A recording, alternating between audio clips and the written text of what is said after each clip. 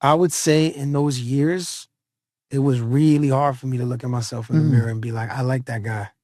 What was going on, Anthony? I just didn't know who I was. I just didn't know who I was like, man, like, what are the things that I value in my life anymore? Has it become my career? Has it become like what I look like to other people? Has it become how much money I make? Has it become like I don't even know who I am anymore. It took for me to hit a bottom. I'm like, well, the only way back, you only go up.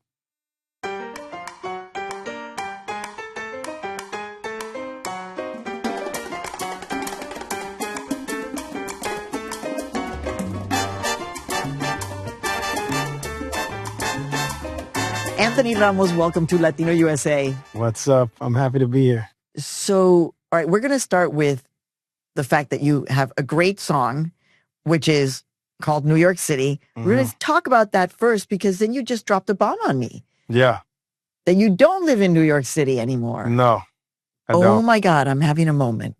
I found like a quiet, oddly enough, in Miami, one of the most lit cities, crazy in the world, but I found like a peaceful lifestyle there.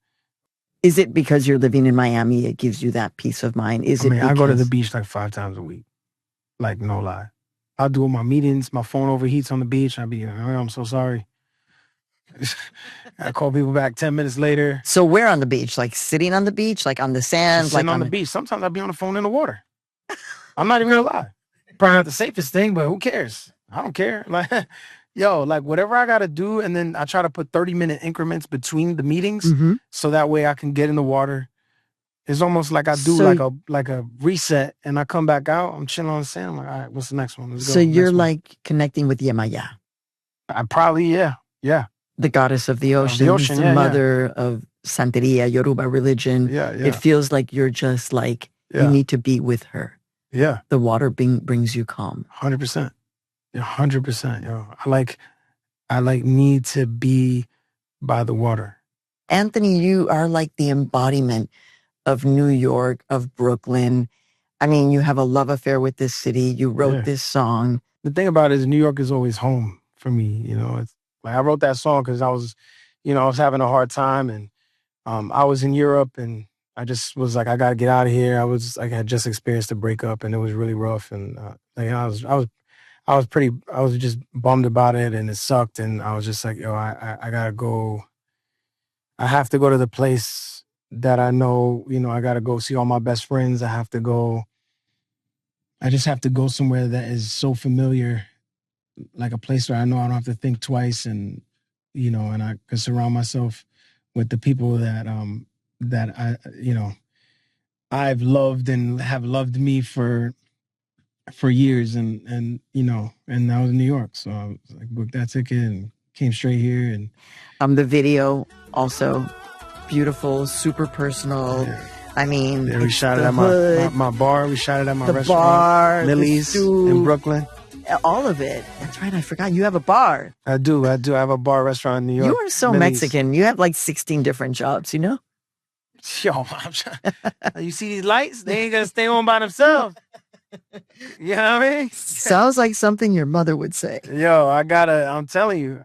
Your other album that we spoke about in 2020 was definitively R&B. And this morning when I was listening, I was like, oh, wait, no, that's the other album. So what made you say, I'm not doing R&B this time, I'm doing salsa, and I'm doing it in English? Well, I mean, I didn't know what to do, to be honest. I was just trying to see what kept me excited about making music. I just wasn't excited about making music. I just didn't care about it anymore, to be honest. Why? I think, I was signed to a major label for a few years, and I love those guys over there. It was dope. Like, it was great to have that experience, and it was great to be a part of that machine and learn so much. And they put me in so many great sessions, and they created a lot of great opportunities for me. And then eventually I was just like, maybe I should just focus on acting. Like, maybe I should just keep all of my focus there. And because my career, I was doing Transformers and then Twisters, and we did In the Heights, and then and then I did Marvel and then Ryan Murphy. And I'm doing all these, I'm doing all these things in the acting world. And then I started producing. So I'm making movies now and, doing all of that. And I was just like, maybe I should just put all my energy into that. Also writing a musical. So like there's that. And then, but I love music. I love music is like, music's my passion. There's nothing that I love more than writing a song. And I think that I just needed to find the thing that brought that joy back. So talk to me a little bit about salsa and growing up with salsa, because I'm thinking, my generation was very different. So I'm like, who were you listening to when you were growing up in Brooklyn? I mean, my mother was always playing like Tito Rojas and Victor Manuel, and she was, Marc Anthony I lived with my aunt for 3 years. That's like Marc Anthony is my aunt's favorite artist, and, now he's a homie of mine, and, which is crazy. And then like the man who produced all of those songs that my aunt introduced me to and loved produced my album, Sergio George.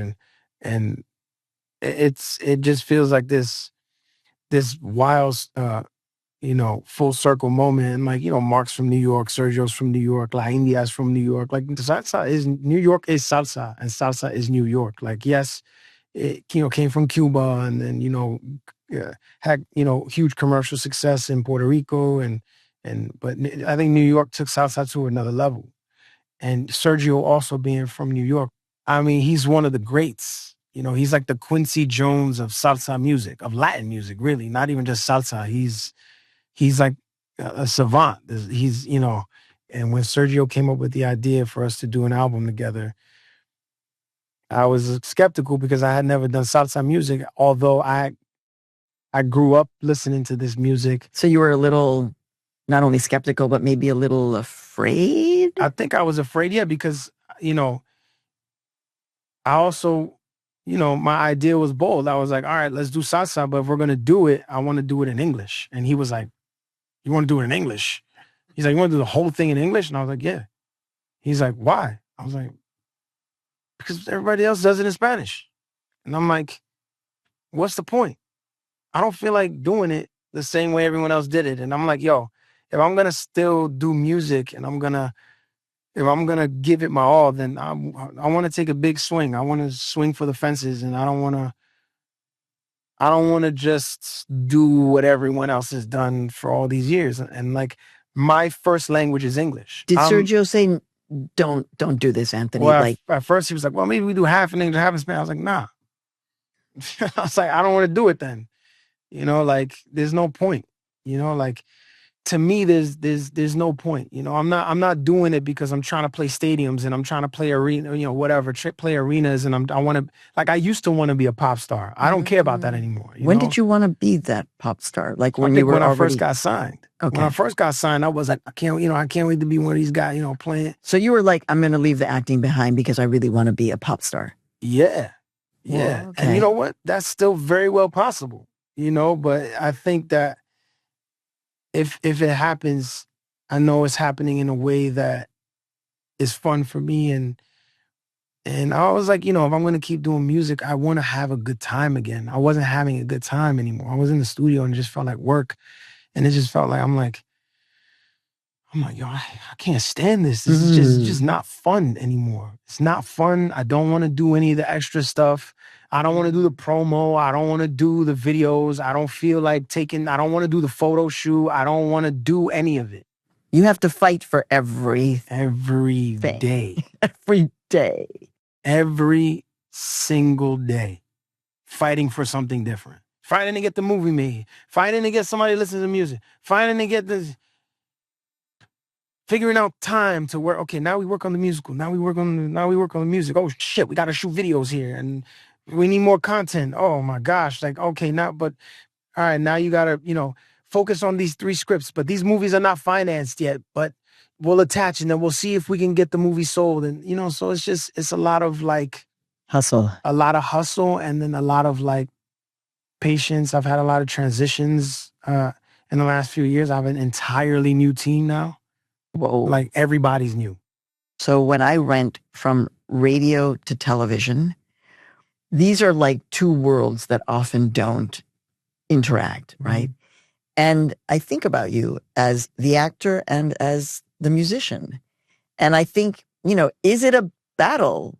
Because you have great success as an actor, you have success as a musician, but this battle between being an actor or a musician, how does that kind of play out? On both sides of it, it's still like you got to prove yourself. They're like, what's his worth in the marketplace? Like, if we attach him to this movie, what's his worth? Oh, he wrote that song. Is it good? That's just like the guy that acts. That's like making music. And then people hear the music and they're like, oh shit, That's good. it's like there's not a drill. Like he's doing this for real.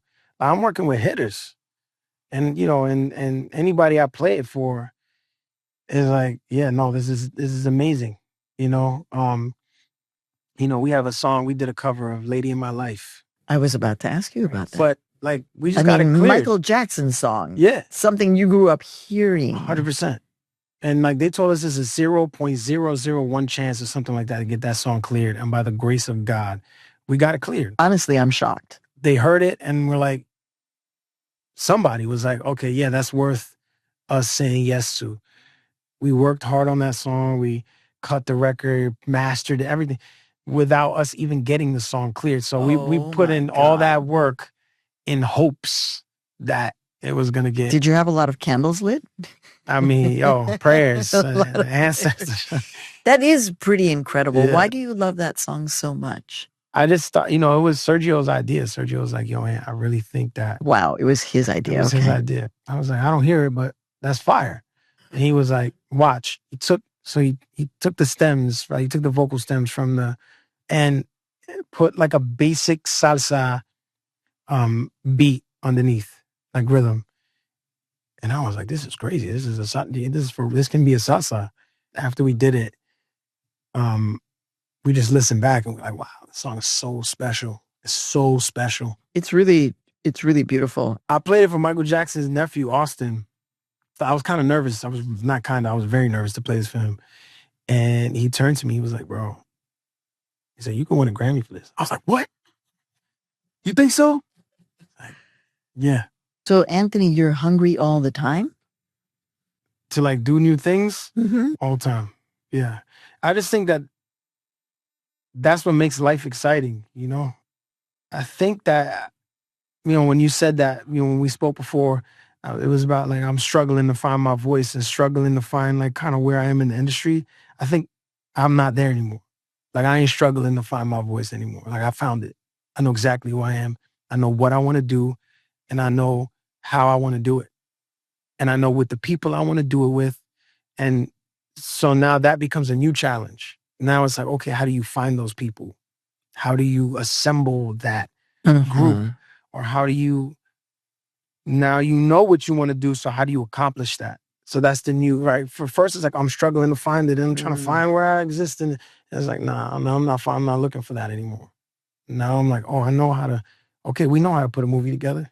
Yeah. We know how to get money for a movie. Yeah. We know how to put an album together. Yep. We got studios, we got producers, we got everything we need now. Now it's, what do we want to say?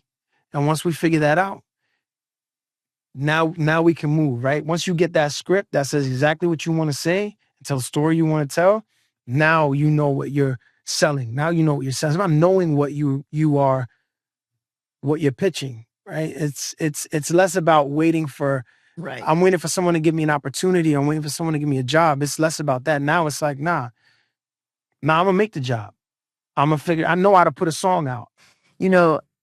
If we had to do the meta about Anthony Ramos, it's like always Anthony struggling to find his voice, his way, his style, whether it's in music or in film or in television, really staying true to who you are 100%. And I'm wondering if you think of this album as being an extension of that. Like, this is the true you, even though I love the fact that you're like, no, Sergio, but do you see this album as an extension of you in this moment? 100%. 100%. And I love all the music I've ever made, but this is the most true album to who I am. Can you talk about the Zen place that you had to get to in order to figure that out? I would say 2021, 2022 were really tough years. I mean, I would say 2020 all the way through Mm.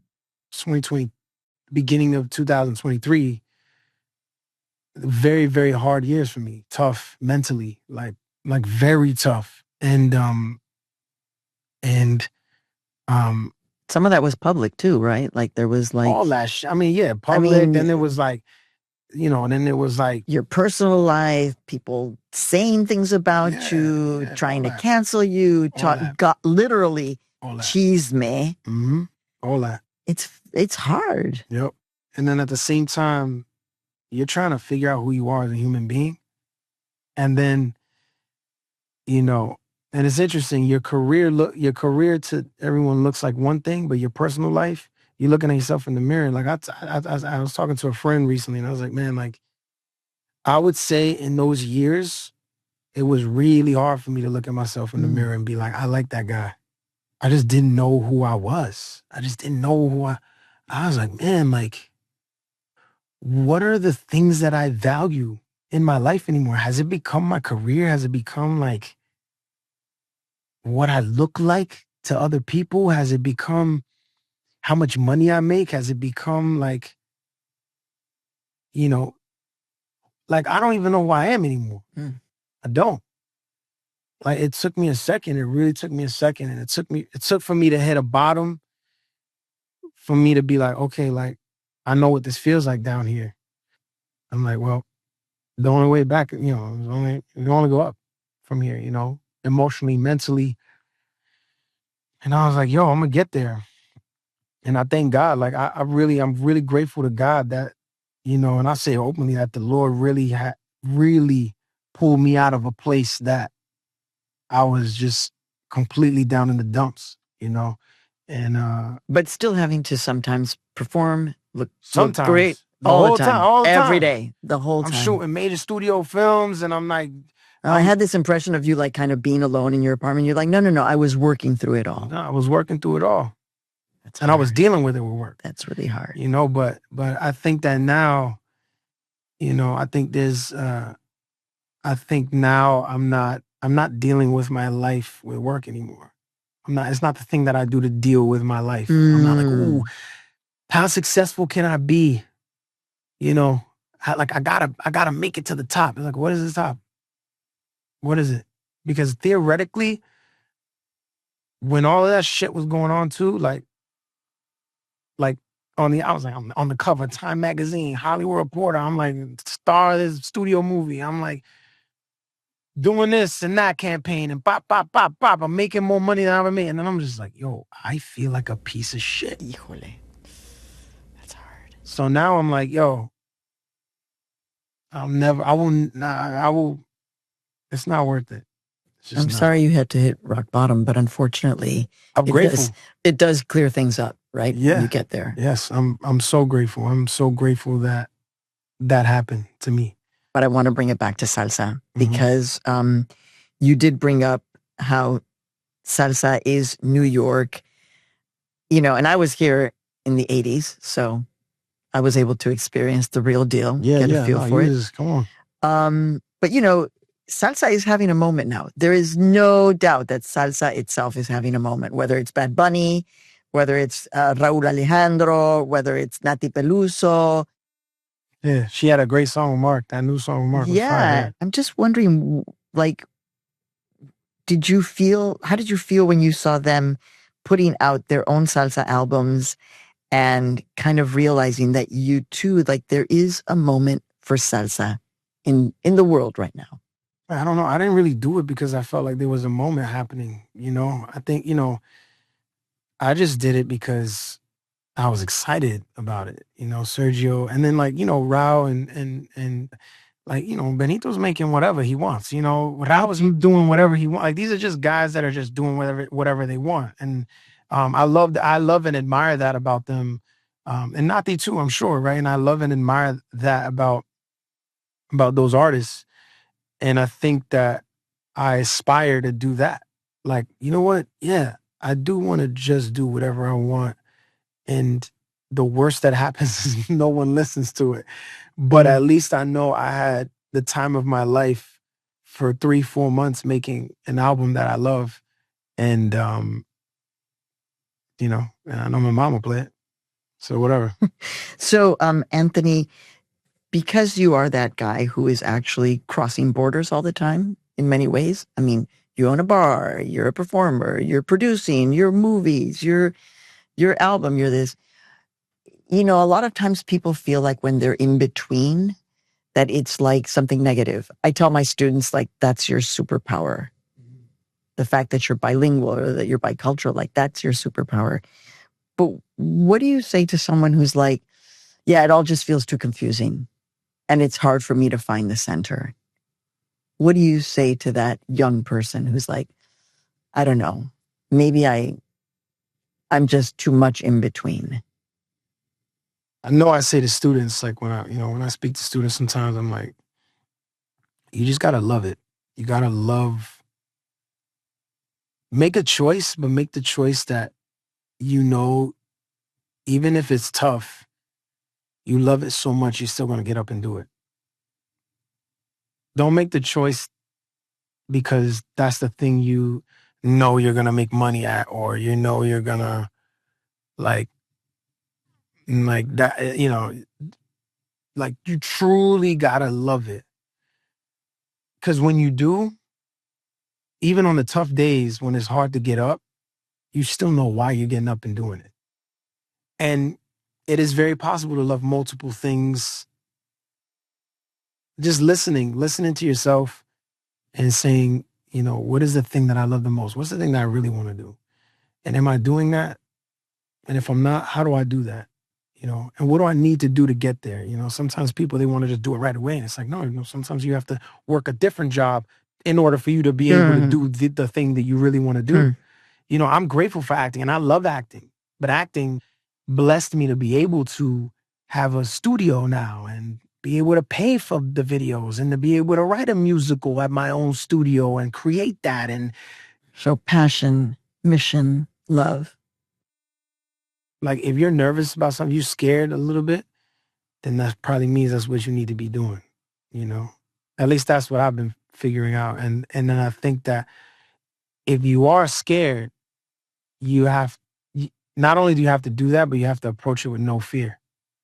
Like you have to look it in the eye and you got to be like, yo, let's go. I don't care. Yeah, you know what? I am. Yeah, this makes me nervous. Like getting into salsa music was like, I felt nervous about it, but I'm like, I don't care. I'm in it now. So let's go. So we're going to leave it there. Anthony Ramos, thank you for joining me on Latino USA. Thank you. Thanks for having me.